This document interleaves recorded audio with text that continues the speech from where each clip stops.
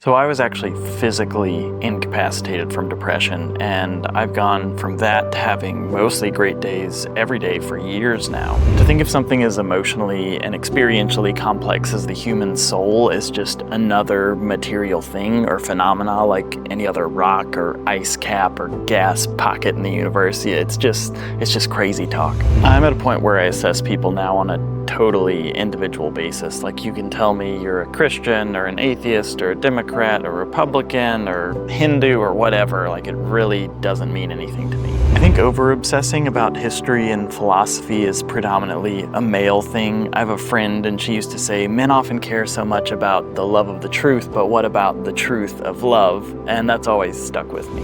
I prefer to pray with my hands. Like, if there's a problem, I don't want to bow my head and send positive thoughts. Like, I want to take action and do something about it. Yeah, what are the odds that over the course of 2,000 years, your little Christian group or denomination is the one that has finally found the purest and most original form of Christianity?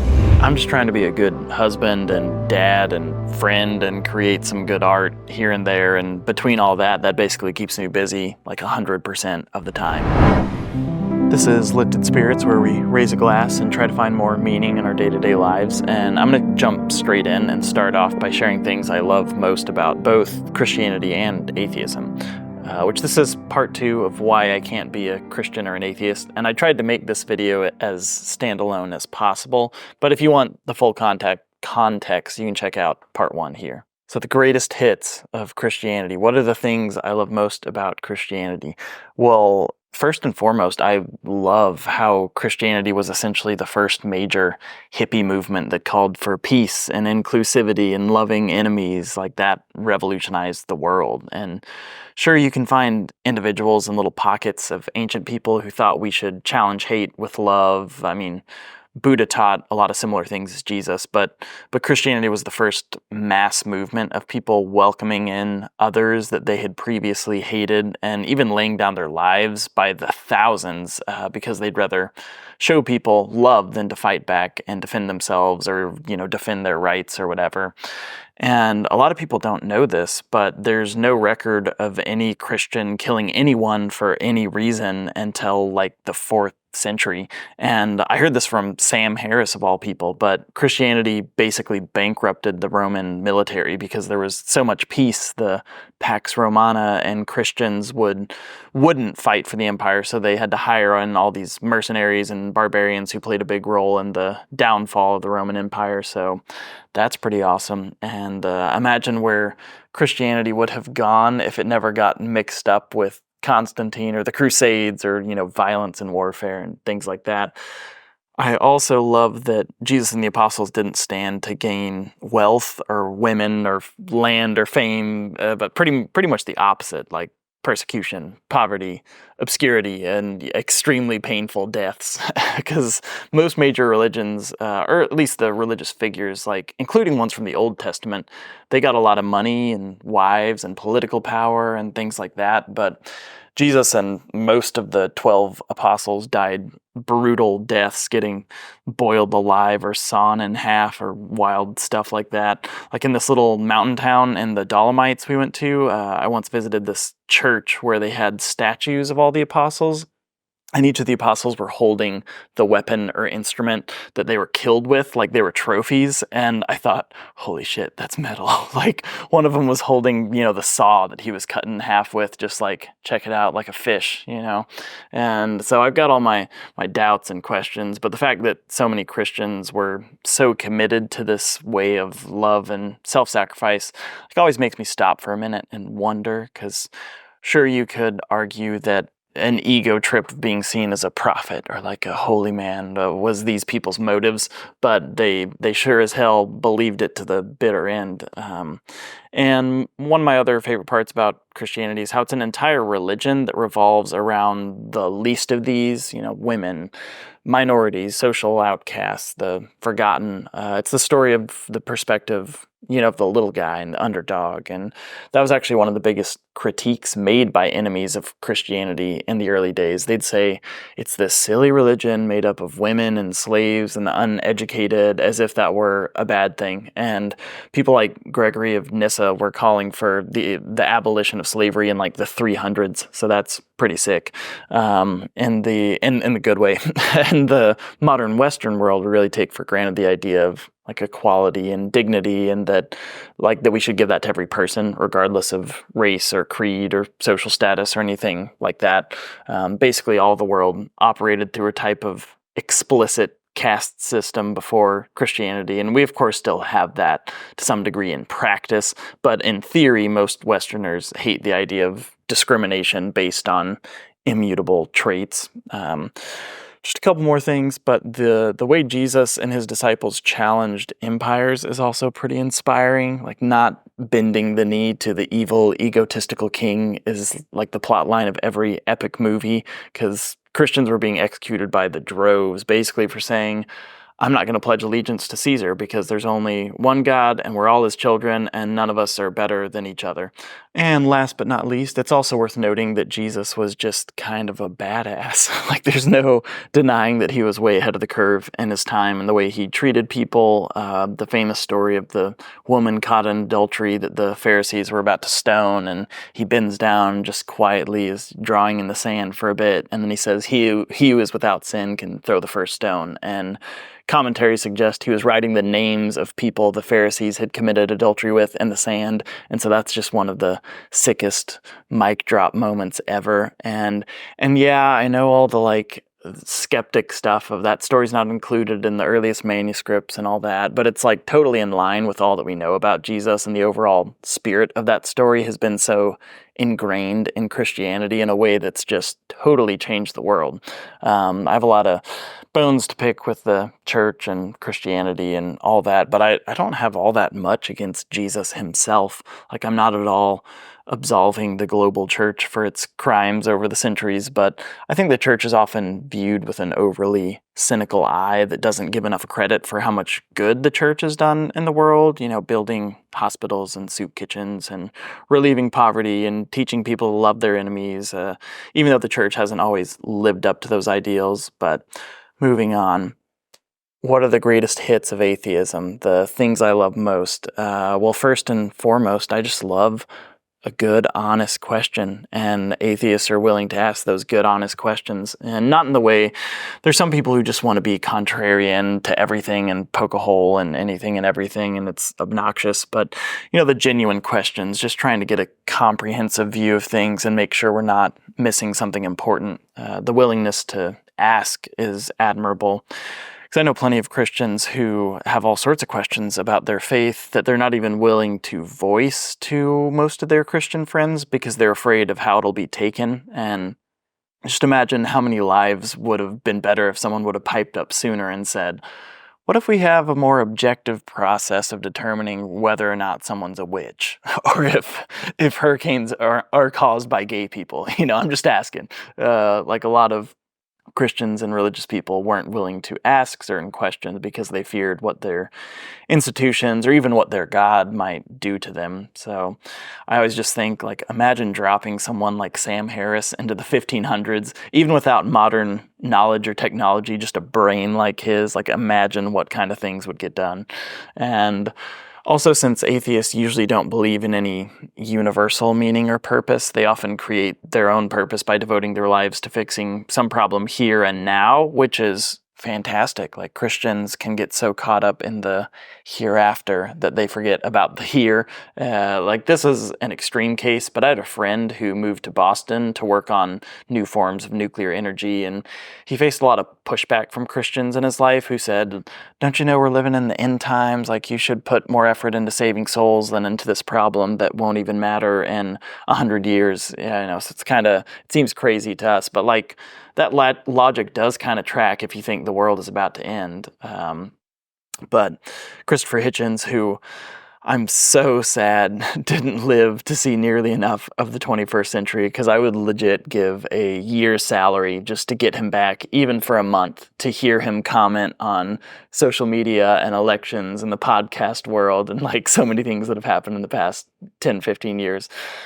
But alas, anyway, he really spent his career writing on behalf of various oppressed minorities and classes and fought to get them rights and resources and things like that. And I don't have the statistics in front of me, but based on the fact that like most engineers and tech people in the modern world are more atheistic and secular, I'm thankful we have a lot of the technology we have now, like vaccines that stop diseases and weather technology that helps us move people before a catastrophe, and even just the internet that can help us connect on a global scale and become more empathetic if we, choose to let it. And probably my last thing would be, since atheists believe this life is all we have, I think they often live to the max more than the average religious person. Like, they know they don't have time to waste and they won't get any redos, so they go for every opportunity they can. And my wife and I have learned a lot from this. Like, we've really tried to think through what are the things we like least and like the most about the life we've created, and let's strive to export the things we don't like so that we can make more time for the things we do like, even if it means paying someone to do more of my computer or busy work so I don't have to be behind a screen as much, just paying someone to help out with household chores, things like that.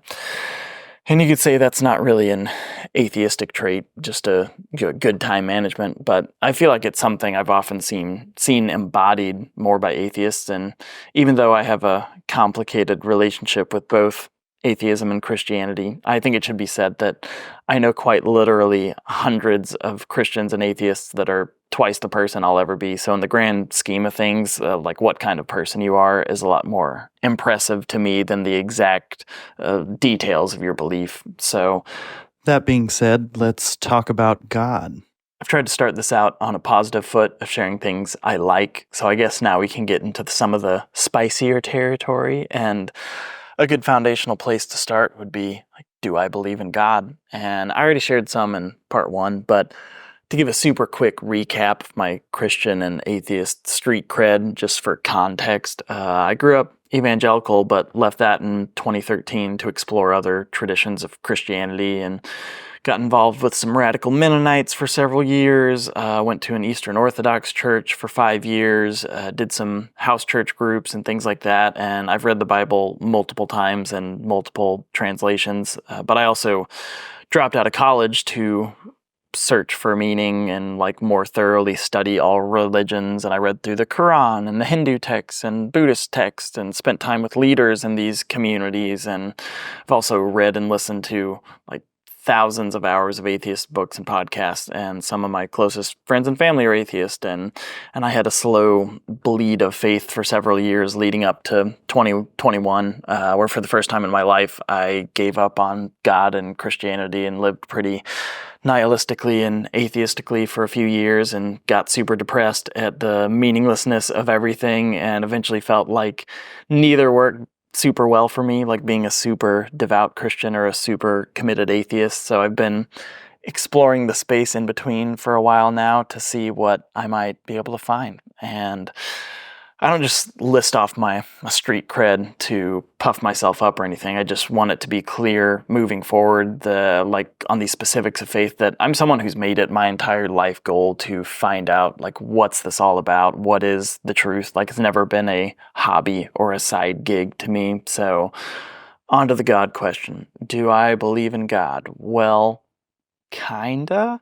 I've heard it put that it depends on what you mean by believe in and what you mean by God, because almost everybody relates to God and belief differently. And I'm not trying to be slippery. I just think that it's technically prudent to at least define terms a little bit, because I view God in a more traditional Christian sense, or like a Roman Catholic sense, and that God isn't just a thing or a being among other things or beings, but the creative source and grounding of all being or existence. So like definitionally, I don't think you can not believe in God unless you just don't believe in reality and you think your whole human experience is just a hallucination or something. There's this book by Sundar Singh, a Christian Indian mystic or Pakistani, and that I read a long time ago called The Search After Reality. And I really liked that because it was like, yeah, like that's the point, is to find what's real. And whoever or whatever the highest creative force is that brought about the universe and consciousness and love, like that is God.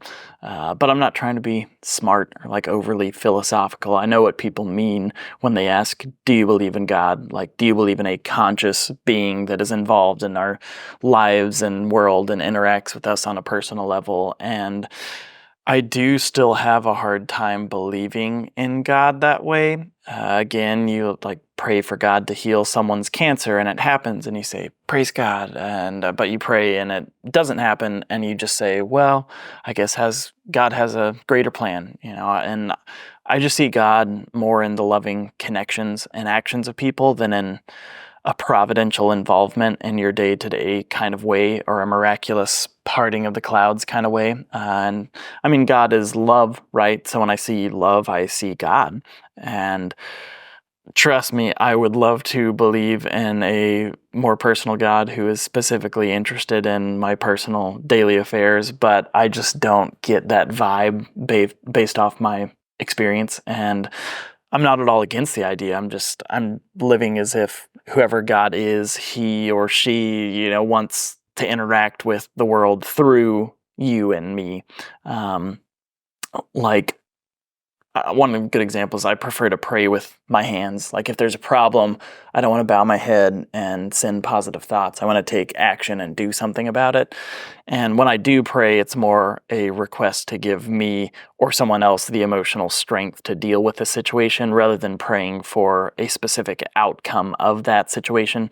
So like, I don't know, instead of praying, if someone's sick, instead of praying that they get healed, like I would pray with them for like the strength to just deal with that and like have a positive outlook and try to overcome it. And yeah, just with as great of a mystery as consciousness is, I don't think it's a totally outlandish theory that we can pray and try to tap into human collective consciousness, whatever that is, and that actually translates to positive emotional or spiritual benefits for other people. And there are plenty of things like prayer I think we can demystify a bit and explain in more scientific terms, at least as like a plausible theory.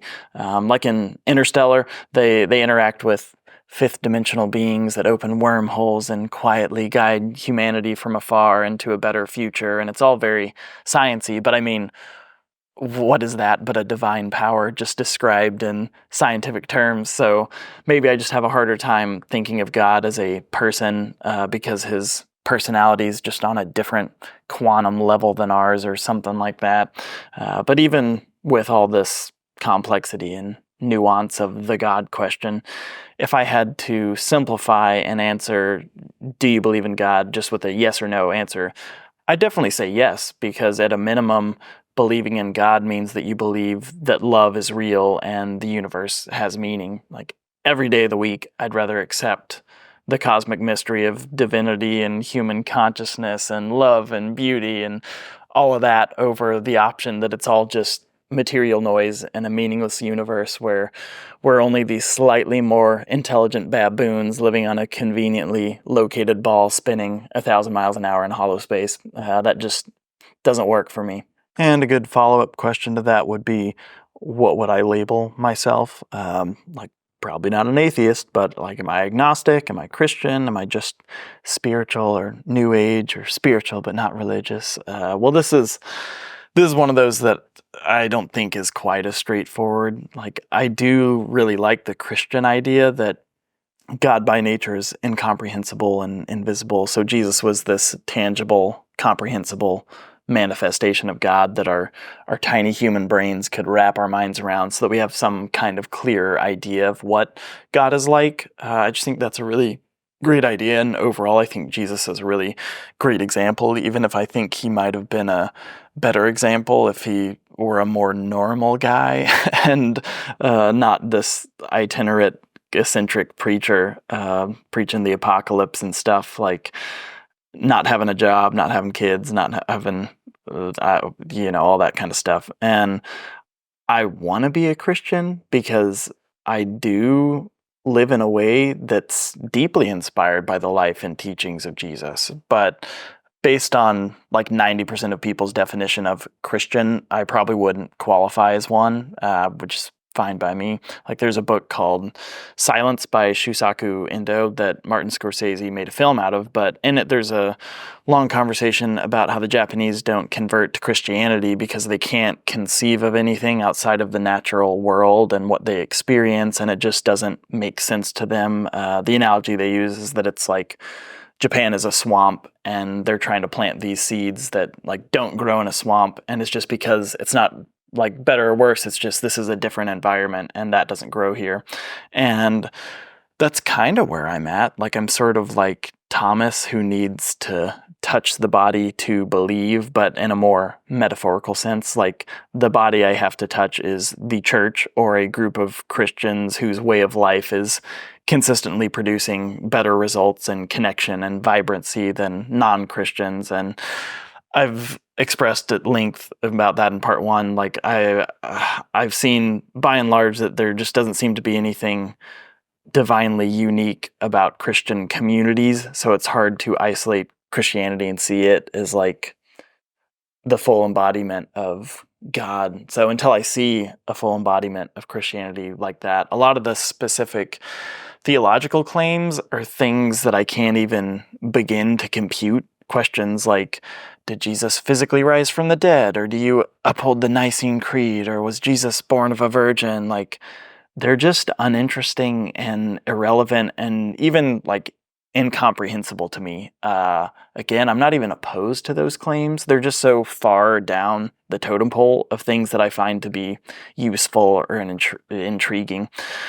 And this is something that more atheistic-minded people might find to be utter insanity, but I think a person being born of a virgin or rising from the dead probably wouldn't even make like the top 10 most interesting things that have happened in human history or the history of the universe. I'm totally willing to concede the possibility of what we'd call miracles, but it wouldn't impress me as much as what goodness those miraculous claims actually lead to and produce in people and in the world. Like this guy Desmond Doss, the guy they made that Mel Gibson movie about, Hacksaw Ridge, and in World War II, this is a real story, like he refused to carry a gun because he didn't believe in killing, so he became a medic and ended up running back and forth through this active battlefield and lowered 75 wounded soldiers by hand with a pulley system down a 400-foot cliff edge, like to safety, and that included enemy soldiers that he lowered down, like. Now that's interesting. Like a guy walking on water is just kind of like, meh, that's cool. Desmond Doss is interesting. So some would say, I don't know, it just seems like relating to God only through what you can see and experience and know for sure. Sounds a lot like atheism, but I don't think that's the case at all. Like I think when I think of atheism, I think of people that are only taking into account the hard scientific facts of the universe and not including the human experience into the equation at all, like love and consciousness and those kinds of things. And there's this atheistic idea that all we lack is enough time and resources to parse out all the facts of the universe. Like if given enough time, we would know everything about the universe and the human condition and mental health and spirituality. And I just don't think that's the case. I don't know. I wouldn't describe living based off of your experience as atheism, but more like mysticism. It's more traveling by a North Star and having a general idea of the direction you're going without having a detailed roadmap. And that sure sounds like faith to me. So I mean, I think of myself as a person of faith. Even throughout the Bible, there's a fine line between being an atheist and being a prophet, because the prophets are always these depressed and confrontational people that are challenging God. So I think if there is a more personal God. He's probably a big enough boy to take my doubts and ramblings and occasional jabs. I think he can handle it. So another thing, I also refuse to believe in any conception of God in which I'm like a better person or a better father than God. Like, there's this widespread teaching among a lot of Christians that God had to kill his son to be able to forgive our sins. And I'm thinking, in what scenario would it be okay for me to kill my own son? Not like sacrifice him for a higher cause, but sacrifice him just to appease my rules or my offended honor or something like that. Like, that's crazy talk to me. And there are plenty of mainline Christian groups like the Eastern Orthodox who find the idea of vicarious atonement to be repulsive. And vicarious atonement is just a fancy way of saying that someone else can be killed to pay for your sins. So yeah, I definitely refuse to believe in any vision of God that's like a lesser moral being than me, because what we believe about God often says more about us than about God. And one of the most uncomfortable realizations I ever had was that I do think we're created in the image of God, but I think we're also creating God in our own image, if that makes sense. And I don't even say that in like a bad or negative way, just as like this seems to be the way things are, because just like humanity has physically evolved over time, religion has clearly also evolved over time. And to give one really clear example in Christianity, like Satan wasn't really a concept in the Old Testament, but then he becomes very prominent in the New Testament. And on one hand, it's easy to make fun of the idea of Satan, but when you really think about it, it's kind of a brilliant development, like humans realizing through divine inspiration, you might say, like, wait, my enemy isn't my fellow man or this other tribal group, but rather a hateful force, like separate from mankind, that influences us and pits us against one another. And that's a massive factor of why Christianity started out, at least started as such a nonviolent religion, because they didn't view as like any human as an enemy. And you can view that as a development, like a hypocritical thing, or changing previous Jewish teaching due to convenience or cultural influence or whatever. But I just like the idea that maybe God is slowly revealing his or her nature over time, and we're kind of piecing it together the best we can with these limited and faulty meat computers in our skulls. Atheists will point to developments or commonalities between religions and say, see, this and that element of your religion changed or is predated in this other religion. But to me, that's just maybe pointing to the universal divine truths we're all jigsawing back together. And not in a way like all religions are the same, because you can only say something like that if you've never thought about other religions even for a minute. But if you aggregate the common threads, maybe you're onto something. And I think it's totally fair to treat spirituality more scientifically in like a trial and error way, both on a personal level and on a religious institutional level. Like, to take on a topic that's not really culturally contentious anymore, but people say, oh, kids thrive best with a mother and a father in a home, and therefore gay couples shouldn't be able to adopt.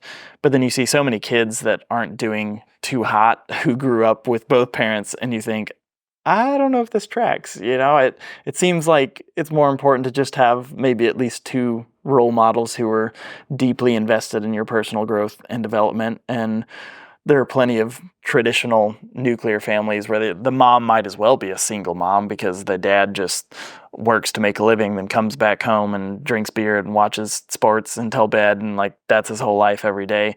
Granted, I don't know all the data and statistics on this topic, but it's just one example of something that we could look into and see what our life experience tells us and change and adapt based on new information. So all of this to say, even though labels can be insufficient and misleading, if I had to put a label on myself, I'd probably say like Christian agnostic or agnostic Christian. It can kind of vary day to day, which I lean towards more. And I know part one was titled like why I can't be a Christian or an atheist, but I have very little in common with the average American Christian when it comes to our worldview, so it can just feel a bit misleading to call myself a Christian without some kind of qualifier, and not because I want to be distinguished from these dumb Southern Christians or something, but just so there's no sense of presumption or pulling the rug out from people's feet when they're like, wait, you believe what? Like, I thought you were a Christian. Yeah, so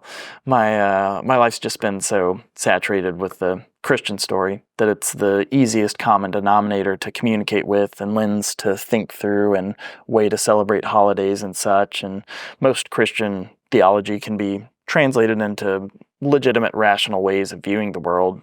Christianity was even called the way in the Bible, so it's more a path and lifestyle than a theological dogma, like a way of self-sacrificial love. Heaven and hell can be emotional and mental states of being, and the cross can be less about some cosmic atonement theory and more about Jesus showing political empires and religious institutions that loving your enemies changes people in the world more than military conquest or religious-driven persecution. And even Jesus as the Son of God can be less a theological claim and more of a political claim, as it was in his day, that he was bringing like a new way to structure society. Or the Word of God can be about how like having a vision and becoming articulate is what brings about creative change in the world. Like you can go down the line, and I'm not saying you can or should strip all the mystery out of it, but most of Christianity makes sense on its own 2 feet without having to add like a spiritual realm element to it, to believe in angels or parting of seas or a literal lake of fire or anything. So that's the Christian part of my product label, if you wanted to call it that. And then it'd be kind of redundant to cover the agnostic part again, because that's basically what all of part 1 is about. So go check that out if you're interested. So what's the golden rule then? Like, who determines what's right or wrong? Well, I don't think it would hurt to start with values that most of us would agree on and like climb from there to the highest umbrella law that covers the rest of them, because I definitely believe in a lot of the practical Christian virtues of self-sacrificial love and prefer to prioritize matters of love and lifestyle over ideas or religious dogma. So I wrote out several of my core values, and these aren't even in a particular order. I believe in prioritizing people over things or ideas. I believe in looking for the best in people and trying to draw it out of them. I believe in being kind, like being the kind of friend or family member that you'd want to have. And I believe in going out of your way to be kind to other people who bother you most. And I believe in listening more than you speak, especially when you're with the people you disagree with. And I believe in paying attention for ways to help and not just hoping opportunities will land in your lap. And I believe in keeping a steady stream of beauty and wonder in your life. I believe if we focus on the things we all agree on, that'll keep us busy 99% of the time. I believe in respecting authority at least as much as you challenge it. I believe in not speaking confidently about things you don't confidently know about. I believe in staying true to your word, even at your own expense. And yeah, so those are just to name a few things. And if you had to boil everything down to articulate a modern golden rule that just about everyone could agree on, well, the classic, like treating others the way you want to be treated, isn't really lacking and is the perfect foundation. But if we were to define that a bit more, I think we should treat others in a way that promotes the most human flourishing based on all relevant experience and information. That's maybe the update. And I guess that makes me inherently progressive, or whatever you'd call it. Those can be charged terms, but I think we should just update the way we view the world and God and social standards based on new evidence, while having a healthy respect for tradition and the past, like where we've come.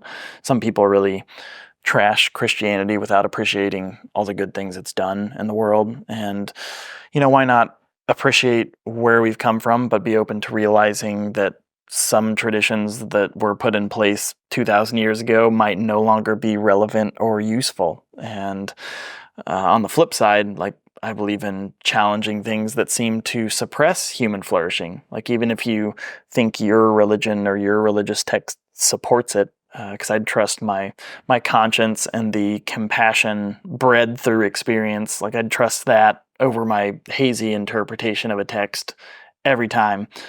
John Henry Newman, who the famous Roman Catholic cardinal, said that the conscience is the aboriginal vicar of Christ, which is a super complicated way of saying that just if we pay attention to our conscience, it's always told us what's right and wrong if we're honest with ourselves. Just to use one a clear, simple example from the Christian world, but all of my life experience leads me to believe that there's no good reason why women should be barred from leadership or the priesthood. And there are literally 1,000 reasons why including women in roles of leadership might not just be good, but necessary if the church wants to survive and thrive. So if I were in any kind of position of authority to even decide these things, I'd say, I know what the Bible passages say about women in leadership, but I'm just going to trust my gut and experience and say that I'm either missing something or those authors were maybe just mistaken. Like, that's a possibility. Like, the biblical accounts are made up of people sharing their experience with the divine and recounting it, and I think that's beautiful and insightful and poetic, but those experiences were perceived through flawed human eyes and written down by flawed human hands, and that doesn't bother me at all. Like, acknowledging the human element of the Bible makes it so much more interesting and relatable and complex than imagining God's very hand like wrote down this book and then just dropped it out of the sky. I don't know. I think whatever the Spirit of God is, it was channeled through Isaiah when he cried out for the cause of the orphan and the widow, and it was channeled through Esther when she risked her life to stop her people's genocide. It was channeled through Jesus dying on the cross and saying, like, Father, forgive them for they don't know what they do. And it was channeled by Matthew when he wrote down his account of Jesus's life. But I think the Spirit of God was also channeled when the author of the Bhagavad Gita wrote down this powerful story of like doing your duty for the greater good of society, and it was channeled when the Quakers began the modern abolitionist movement, and it was channeled when Martin Luther King Jr. gave his I Have a Dream speech, and it's been channeled through Malala Yousafzai, I think is how you say it, her work in educating young girls throughout the world. It's just revolutionized things, and this is an extremely unpopular opinion among a lot of Christians, but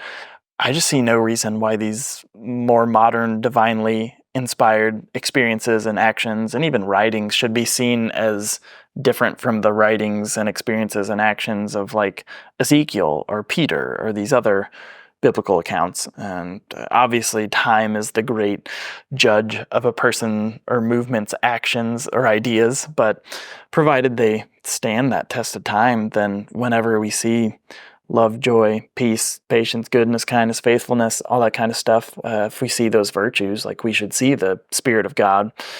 Because if you're part of any Christian tradition, you've probably heard of someone in your camp accusing someone in another camp or denomination of cherry picking what they believe out of the Bible. And I just came to realize that every Christian and denomination is cherry picking what they believe. So why not just pick what genuinely seems to be the most true and the most beautiful and will lead to the most human flourishing? Like, why not take the most generous interpretation of things that seems to objectively bring about the most good? Like, why believe something you don't want to believe in just because you think you should believe in it? Like, I know a lot of guys, emphasis on the term guys, who want to believe that women should hold positions of religious authority but choose not to believe it or support it because of this paradigm they're caught in of wanting to stay true to the Bible and be biblical, as if that's a noble goal. I don't want to go all the way down that rabbit hole, but if you consider yourself a Christian, like, the last thing you should want to be is like live biblically. Like, what does that even mean? That's a terrible idea. Like, which parts of the Bible? Who decides which parts? Like, have you sold all your possessions and given them to the poor? Like, do your women cover their heads when they pray? Do you believe that divorce and remarriage is sinful? Like, these are all New Testament commands that aren't culturally bound. And I don't know, we should aim for what works, not what we think is most historically accurate. Because what are the odds that over the course of 2,000 years, your little Christian group or denomination is the one that has finally found the purest and most original form of Christianity? Why not just have a bit of humility and say, hey, we've organized this group based on our interpretation of the life and teachings of Jesus, and are going to try to live according to that, instead of convincing everyone else that their interpretation will send them to hell. Humility goes a long way. And I think over-obsessing about history and philosophy is predominantly a male thing. Like, I have a friend, and she used to say, men often care so much about the love of the truth, but what about the truth of love? And that's always stuck with me. Like, love is the truth, and God is love, and maybe keeping the heart and soul of a movement at the core of your religious group is more important than having the most direct historic lineage. And I say that as someone who tried my damnedest to read all the texts and trace every teaching back to the most original source, and it just doesn't really matter how you look at it. At some point, you just have to take a leap of faith and live in the way that makes the most sense to you. And the hill I've chosen to live and die on is that self-sacrificial love is the only way that humanity progresses, and all of my experience with my wife and my kids and my family and my world has just taught me that that's true and worth living for, and even dying for if needed. And even if I can't prove beyond a shadow of a doubt that there's some higher being who's given us this life as an opportunity to see if we'll choose a life of self-serving or a life of self-sacrifice, even if I'm not fully confident of that in my brain, I really am confident of it in my heart. So ironically, here we are, full circle, and believing in religion because your heart says so. Lol. But again, I'm trying to get at, like, what could be a universal religion we can all agree on based on our experience, and hopefully approaching it all with a more mature and holistic perspective. So we'll hop into religious specifics after this, but I make some other videos on this channel asking people on the streets how they're doing. So I thought I'd take a quick pause to indulge myself and ask, how am I doing? Because if you listen to part 1, you're probably thinking, are you all right, man? Like, on a number of levels. But first off, I'm doing great. Like, I'm going on 3 years of staying within the all right to fantastic zone, and haven't even really sunk into the existential terror and depression zone much at all, aside from maybe like a night or two where I'm randomly hormonal and emotional for some reason. Like, I'd say my average emotional state is like an 8.5 out of 10, so life's pretty phenomenal, and I just have so much to be thankful for and become increasingly aware of that, and because of what I've already been through, knock on wood, but emotionally I feel pretty bulletproof, and part of that is, I'm sure, is just becoming a little callous and not nearly giving as much of a damn as I used to about a lot of things, but a lot of it probably just actually is life experience and maturity, I would hope. And I know pride cometh before the fall, but aside from losing my wife or a kid or something, I feel like I could pretty well handle any situation life throws at me. And that feels really good, to use self-help book terms. Like, I feel like I've done the work, even though I still have plenty of the metaphorical mountain to still climb. I feel like I'm past the coldest and most treacherous part, and that's just a really great feeling. Check in again in like another 3 or 5 years, but again, I don't want to get too preachy, but if your life's just not working out for you, like, believe me, it was not working out for me at all, like, seriously. And I was like physically incapacitated by depression, and I've gone from that to having mostly great days every day for years now. And that's just come from time and making hard choices and surrounding myself with the right people who help me go from just surviving to healing to thriving, which sounds cheesy, but it's true. Like I ran away from nihilism for so many years that eventually it seemed like one of those things where the only way out is through. And at some point I just had to give up and turn around and run headfirst at it and in it and through it.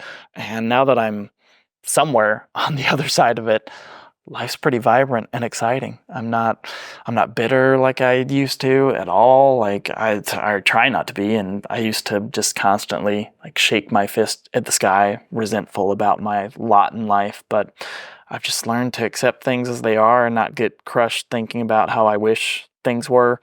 I guess I'm pretty Buddhist in that and unattached to outcomes now. It's hard to get a rise out of me, and just living a pretty killer life. I don't get depressed because I'm not strung out trying to solve these cosmic mysteries and having the weight of like untangling it all. And I'm just trying to be a good husband and dad and friend and create some good art here and there. And between all that, that really keeps me busy 100% of the time. And I'm an open book about any of this stuff with anyone. In a way, this is almost like a coming out video, though. Like I've got nothing to hide, but I don't really advertise my thoughts much in my day-to-day life, just on YouTube.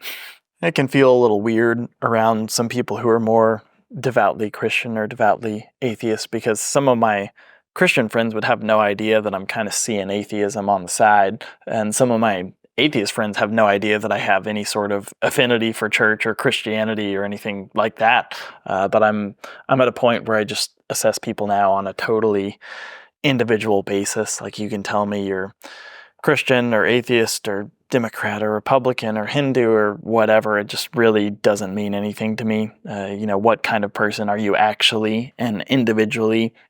And more importantly, what kind of person are you when the chips are down and things aren't going your way? Like, do you know how to make peace and compromise and be mature, or do you just throw tantrums and inconvenience others? And this may sound contradictory to what I just said, but I think it's actually important to be consciously religious, and here's what I mean by that. So you hear a lot like, oh, I'm spiritual, but just not religious. Or maybe you say altogether, like, I'm not religious. But this is kind of like the God topic, where just like it's technically impossible to not believe in God, it's also technically impossible to not be religious. And here's why. Like first off, religion comes from the root ligament, or like what binds things together, and which is to do again. So religion is just the habits and rituals we do repeatedly to bind us together as a culture, and especially in relation to how we find our ultimate meaning. And we do those things whether we're conscious of it or not. Like, yes, religion can look like lighting incense and chanting prayers, but it can also look like the TV shows and news segments you watch every night that program you to think a certain way, or the way that you're conditioned to just go to school, go to college, get an office job, have a family, and so on. Like, these are all part of your religion. And I know that when people say, I'm not religious, what they mean is I don't believe in spirits or go to church or services or things like that. But I think what it really means is that you're just unaware of how you're religious. Like, your religion is just subconsciously being ingrained in you by whatever's most popular in culture, likely. There's this entire book by John McWhorter, who's a black liberal atheist. There's not many of those around. And but he has this book, it's called, I can't remember what it's called. I'll try to put it in the notes. But it's about how a lot of modern agnostic and atheistic people have become just as religious as fundamentalist Christians, and a lot of people have made politics their new religion. And then you have the spiritual but not religious people, and that can range from pretty sciencey folks who just believe there's got to be something out there to music festival hippie crystal type folks. And believe me, I'm pretty hippie, but I kind of have a love-hate relationship with more hippie people, because so many of them are just so irresponsible and unaware of how much they're inconveniencing others. I used to live with a bunch, and I legit had one tell me once they couldn't pay their share of rent because Mercury was in retrograde or something like that, and it'd throw off their vibe.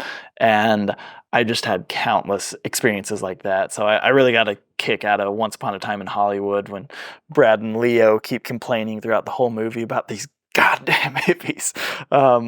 I feel it. But anyway, I think the spiritual but not religious is just code for saying, like, I do whatever I want, whenever I want, without any form of accountability. And I know I said earlier, like, cherry picking, everyone's cherry picking what they believe, so why not just pick what seems best to you? And isn't that the same thing? But I don't think it is, because if you're at least committed to a religious tradition on a substantial level, you're at least picking and choosing from a treasure chest of ancient wisdom that, again, is likely mixed with things that are either wrong or maybe just irrelevant. But I think we're doing ourselves a massive disservice if we're not deeply rooted in the past somehow. It's kind of like training wheels, and there's too much of a tendency in the modern world to think that all these people throughout history, they're just dumb, uneducated, superstitious rubes, but now we live in an age of reason and enlightenment, and we don't need any of that religious stuff anymore. So I do think it's important to devote yourself to a religious tradition of some kind to draw from and learn from, and maybe even like help pull that tradition into the future. A good analogy might be like being spiritual but not religious is kind of like seeing how messed up society is. So you just go out into the wilderness and say, I'm going to start a new society, and you're starting from ground zero with no resources, and that's just not practical. Like, why not look at the society you're in, take it with all the good, the bad, the ugly, and try to fix problems and move it forward into the future with all the resources that are already there. And maybe this is because of my experience with the Eastern Orthodox Church, but I've just seen how much of a difference it makes to be intentional about your worldview and your rituals and your celebrations and all of that. My wife and I went to an Orthodox church from 2017 to 2022, and we never converted. A lot of that was during the time that I was pretty full-blown nihilistic, but I still went because I knew there was something there, and it was so grounding. And then it was also a lot of that's the pandemic, and it's like, oh my gosh, I just need to see humans. And I'll always be thankful both to Orthodoxy as a whole and to that particular Orthodox parish, because they really kept my soul alive, and I had a fantastic experience there. And I'd even fantastic, it's relative, I guess, because I'd just begrudgingly sit through liturgies, just like railing in my mind against God and my lot in life. But the beauty of the liturgy just always seemed to dissipate the negativity in me. There's just something powerful about hearing all these chants and prayers that Christians have been doing for 2,000 years and tapping into something so much bigger than yourself, and it's so immersive and sensory too. Like, literally all five senses are stimulated. You go in and you touch the candles and you light them and you put them in the sand, and you touch the icons and the priest's robes, and you hear the liturgy being sung. The entire liturgy is sung, and you see all the paintings on the walls, you smell the incense, you taste the communion bread and wine and the fellowship meal afterwards, and there's just no sort of atheistic or agnostic organization that comes anywhere near to that type of fully immersive experience in community life. And I don't want to get too much into like why I never converted to Orthodoxy, but long story short, like, Orthodox people get super invested in Orthodoxy and like all the history and council and hierarchy, and like that just consumes most of the gatherings, and more of the Jesus-y Sermon on the Mount type stuff gets put on the back burner. But I'm way more interested in the like moral, transcendent, mystical elements of religion and even Orthodoxy than like the historic elements. So now we sort of go to an Anglican church. The people at this Anglican church are more like-minded as my wife and I, like more into the arts and community service, and are more okay and open to like mystery and doubt and questions. But the actual church services are more evangelical and sermon-based with just a dash of liturgy, and that's kind of hard for us to sit through. So a lot of times my wife and I will just go in between services to talk to people, then leave, and then we go to one of the church small groups at a different time, because that's where like more of the community happens. Because of actual Sunday morning services, they don't even do communion, and that's a big thing for me. Like, they do the like go up front and get a wafer and some wine thing, but like who are we fooling? Like, that's not the Lord's Supper. That's not even food. Maybe I've just been spoiled by, because any of the Christian groups that I've been involved with ever since leaving evangelicalism, what, 13 years ago, everything I've been involved with, they do a communion meal after the service because that's like the core ritual of Christianity. So it's been a bit of a culture shock to go somewhere that doesn't do that, and where people maybe hang for like 15 minutes after the service, then go home. But everything's give and take, and you just have to try to not force everything to go how you think it should go, and try to be helpful and not have it revolve around you. Because even with all this being said, I'd encourage all people, and especially young people, and especially young men in particular, to get involved in some kind of religious group.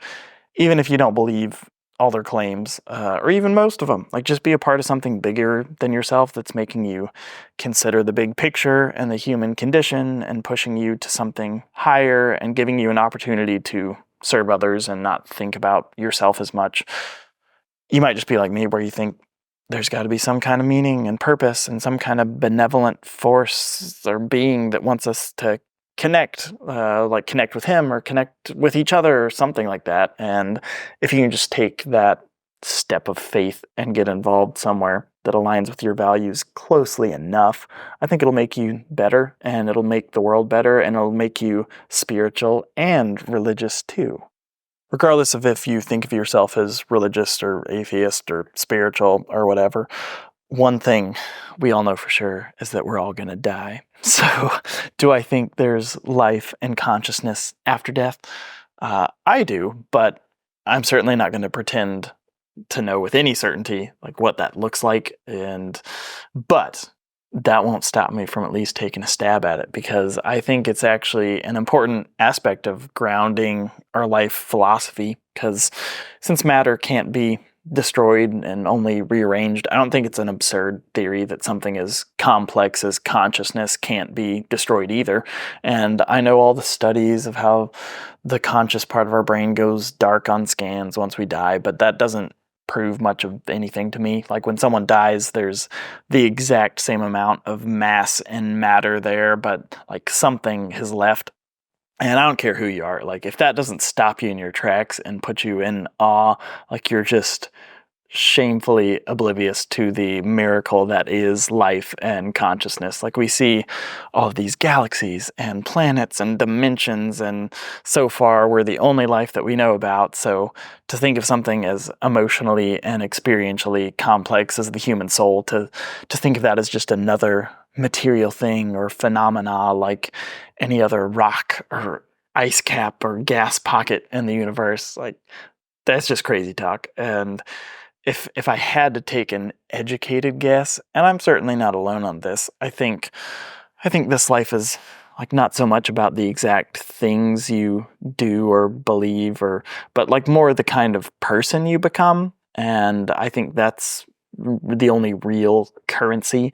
And when we die, we pass through the fire of God, you might call it, and that judges us, you could say, but not in like a courtroom legal way, but carrying on with the analogy, like a fire judging the quality and integrity of a metal. And this isn't some idea I had. This is like a direct biblical analogy that Paul uses, and that's an element of Christianity that really makes sense to me. And I know that's entirely speculative, but it resonates based off of like all that I know and have experienced. Like, sometimes I see these great forces for good in the world, like Dolly Parton or Mr. Rogers or Mr. Beast, and I'll think, man, I'll like never have as big of a positive impact as these people. And it can be easy to compare yourself, but I try to remind myself that I really think it's less about the amount of good I do or believe in, but like, what kind of person am I becoming? Do I love to find ways to help? Am I easily angered? Do I look for the best in people? Do I judge myself more than I judge others? Like, these are ways that we're all on the same playing field, regardless of income or gender or geographic location or whatever. And I think when we die, it's less that God decides if we go to heaven or hell, and it's more a matter of our state of being. Like, it seems reasonable that we'll gravitate towards like-minded people who love the same virtues or vices that we do, and you could call those gatherings or states of being heaven or hell, but I definitely do have a hard time with the idea that people will wander from God, like apart from God or like apart from love forever. There are evil people out there, but I think they're pretty far and few between. Like, most people are decent folks. Even the ones that are meaner and maybe harder to deal with are probably just doing the best they can with the hand they were dealt. But at least to some degree, meaning seems to hinge on life continuing some way after death. Because if there is no afterlife or judgment of some kind, like, there's not really any justice. And I think we don't like the idea of judgment or justice. Or, well, we love justice, but then, like, you only get justice with judgment. I mean, even now, well, I probably shouldn't say that, because this isn't something I have strong opinions. I was thinking of the CEO shooting guy. Like, a lot of people are happy about that because it's like judgment has been brought down on this, healthcare industry. And so, yeah, that's a bad example. I do not condone shooting people. But anyway, like, to maybe use another example, it's totally possible that Kim Jong-un could die peacefully in his sleep at the ripe old age of 90, having lived a life of pleasure and luxury, all the while having oppressed and impoverished his people his entire life. And, like, does he just get away with that? Like, I'm not even saying he should get cast into some post-mortem lake of fire, because punishment for punishment's sake doesn't really seem to accomplish anything, but it seems clear that before someone like Kim Jong-un can reintegrate with kind and loving people, he has to go through some serious re-education, pun intended, and do a hell of a lot of self-work, more puns. I'm pretty funny, aren't I, guys? Anyway, on the flip side, I can't really see any justice in, like, the countless children throughout history that have died so young and not getting a chance at, like, conscious experience. And maybe that looks like reincarnation in this world, or maybe it looks like some kind of life on the other side. But at the end of the day, I just believe that somehow, some way, everything will be set right. And that's probably the Christian in me piping up, because I just, the idea that wisdom, justice, and love will win in the end is something I can't not believe in. So one more conversation that's worth having is about how I also don't use Christianese anymore. Or, in other words, you'd be hard-pressed to find me using language in a way any different than how non-Christians use it. And I prefer to look at things and explain things in a way where anyone could track with the logic, and it doesn't require a shared faith. And I think this is important because in our, like, globally connected and multicultural world today, excuse me, how do we come to any kind of agreement about anything among various religious groups or political groups or nations if we're not speaking in a universal, rational, like, in terms, that way that, like, anyone can test the merit of? For example, back to the women in leadership topic.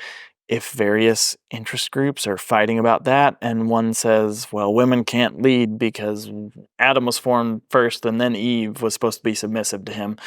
Well, that's not a universal rational argument. That's a theological argument that's only relevant to your perspective. Like, tell me why you think women can't lead in a rational way that anyone can understand.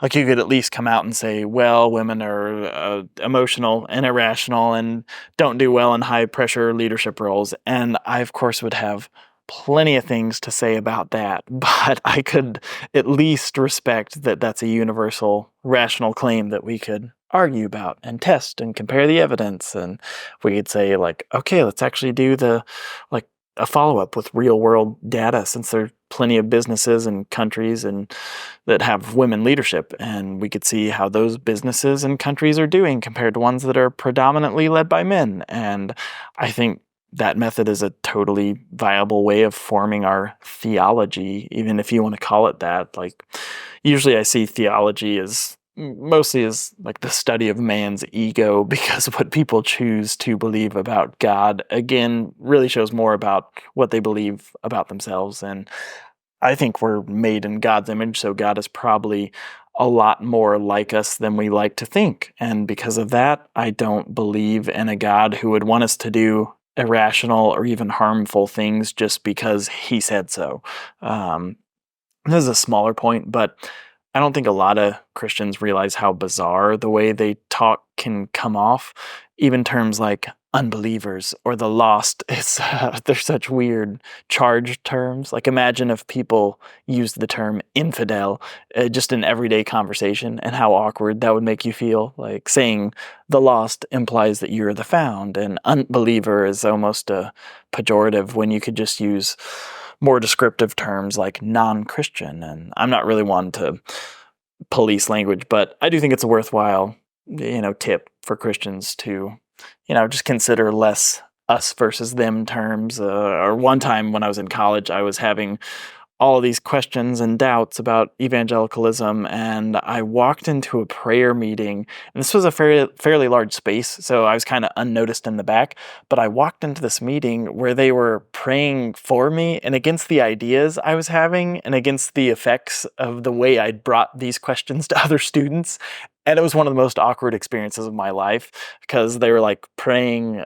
against me, and at that time, well, I don't remember. Maybe I was being just a total prick. I was trying hard to I'm sure I had some teenage frustration, but I was trying to be honest, just like asking good questions and being frustrated that I wasn't getting good answers. But anyway, on the flip side of not using Christianese, I've also worked on translating more neutral Christianese language in my brain, partially because I noticed how annoyed I was getting at people's spiritually charged language unnecessarily, and thought this is a me problem. I need to change how I relate to this and not get so annoyed in my mind. For example, when people pray before meals, that used to really bother me because it was just this cynical thought you're praying for all these random school tests and safety for travel and your aunt's cancer and all of these situations that aren't going to be affected by your prayer.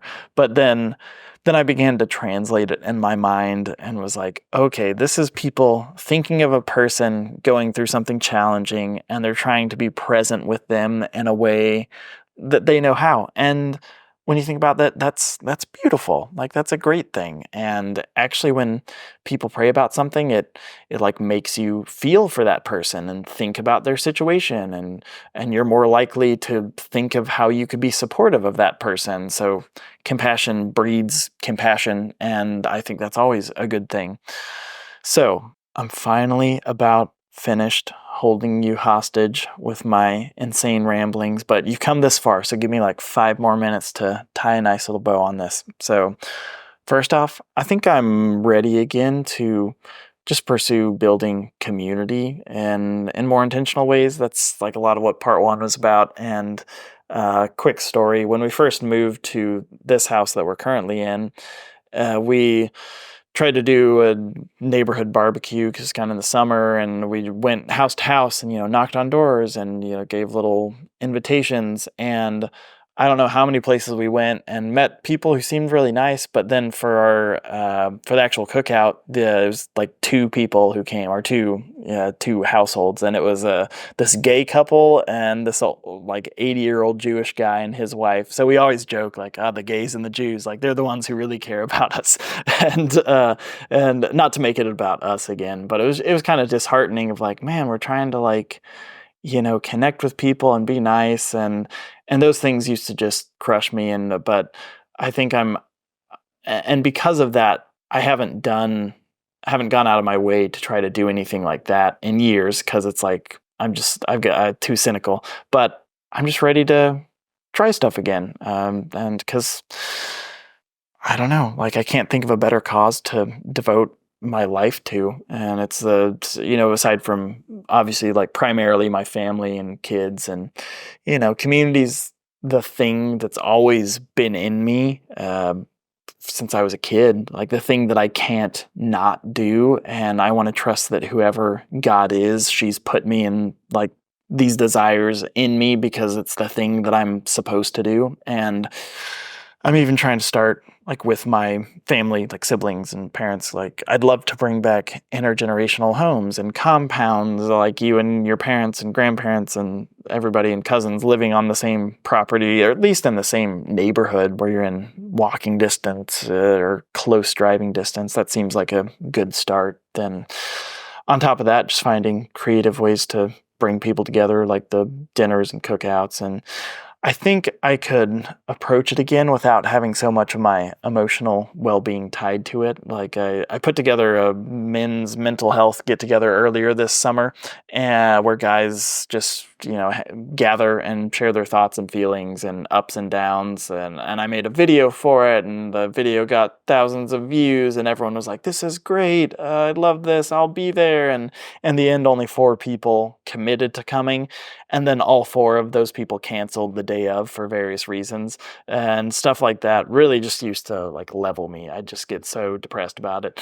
But now I'm at the point where whether this is healthy or not, like I just legitimately didn't care, because that's basically the result I expected, because that's just been my life experience. So if anyone actually came, that would have been more of a surprise. But I still I don't want to get jaded. Like I want to keep trying things because I just don't want people to be depressed and lonely. And even if my life only makes a difference for one person, yeah, that's worth it, So I can just kind of handle that kind of thing now, because the movie of every plot line, wait, did I say the movie? The plot line of every movie includes insurmountable odds, and I just see that like these are the challenges I have to overcome that seem insurmountable, and maybe I need to think less in terms of years and more in decades. Like you can't just reverse culture overnight, but I want to fight for a new future for myself and for my kids and for my neighbors and for my country.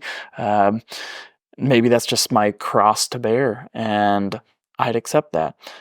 So, in short, I guess I've chosen to view the world through the Christian story, even though I have a more humanistic lens. So I've drawn a lot of meaning both from Christianity and atheism, and even though I'm not like fully committed to either, I still think of myself as some form of Christian. So yeah, it's all very hazy and confusing, and I think we value what we think about ourselves way too much. Like, it doesn't really matter what I call myself or what I think I am. It more matters just like, what am I actually? I've heard this Amish proverb of like someone asks an old Amish man if he's a Christian, and he says, "Ask my neighbor." That's kind of where I'm at. Like, what I say that I am or that I'm not, like, it doesn't really matter. But what matters is, how I treat people, the person I am. And again, not trying to be slippery. Like I'd love to have a more defined faith that I could genuinely believe in and articulate, but I've searched far and wide, and neither Christianity nor atheism as they stand today, like by and large, neither of them do it for me. And when my faith broke, I guess you could say, I knew it had shattered in a way that there was no going back, or like putting back together the pieces. And that was really terrifying, and that took a long time to recover from, because there really is no way to go back to the way that I used to view God or religion. And I knew that even if I did have a renewed vision of God or religion, like it would look totally different than anything I'd known before. It's kind of like if you had this precious vase that's a family heirloom, and it falls and it shatters into 1,000 pieces. And I spent years trying to painstakingly put together, like back together every piece, and was stressed out of my mind about it, because I was like, oh my gosh, like I can't figure out how to make sense of all this. But where I'm at now, I've more just like swept up the shards, thrown them in the trash, and now I'm doing pottery and making a new vase that's inspired by the old one, but I'm not trying to replicate it. Like I'm okay with that, and I'm okay with not having all the answers and spending the rest of my life just focusing on family and friendship and beauty, art, community, even if I never get a lot of the answers that I want. We just live in such a fantastic world that like you couldn't even believe if you took a minute to think about it. Like when you see trees and the light streaming through all the leaves, we could live on like there's places on Earth that don't have trees. Places like Iceland don't have many trees, and we could live on a whole planet that doesn't have trees, and we never think about that. But we've got fucking trees, and okay, I forget if you get any. I don't swear. I really don't swear hardly at all. Like, I got excited there. I don't know how many of those you get on YouTube. I think you can maybe use one in a video and then not be like de-incentivized. I don't know all the terms. Anyway, we got trees, and that's really exciting. And I used to just be so depressed and only be able to see the darkness and the bad things. And now it's kind of the opposite. Like, everywhere I look, I see potential. I see beauty. I see excitement, even to the point I was thinking about death the other day. And I'm certainly not looking to die anytime soon, but I was getting kind of hyped for death, like this veil of mystery that every human has passed through at some point, and I'm really excited to one day just move through that and see what's on the other side. And maybe this is narcissistic, but I'm really excited to post these videos because I just love the idea of putting one person's human experience out into the world and like out into history. Like, who knows what will become of the internet, but maybe in 500 years, whatever the algorithm has become will recommend this to some random person, and they'll be able to see a little piece of human history and the human condition in a random video. And that doesn't get me excited because like the video is about me, but just like obviously the technology wasn't there 500 years ago, but I would love to see some sort of video like this from 500 years ago, from a regular dude. Like, what were you thinking? What were you going through? We mostly only get to see history from the perspective of like the big shots, but now with the internet, like anyone can broadcast into the world for better or for worse. And while we're on the topic of history, I'm gonna close all this out with a little history bit that changed my perspective on a lot. I saw this documentary a while back about a cave burial site that was discovered in South Africa in like 2013, and the remains of these human ancestors are dated to be around 300,000 years old, and these people were burying their dead, which doesn't sound like much, but like it means there's a point in human evolution that long ago where some guy saw his friend die and had this bizarre spark of compassion where he thought, I shouldn't just leave his body out here to the elements and animals and everything. Like, I should give him a proper place to rest. And that might not seem like much, but to me, that's the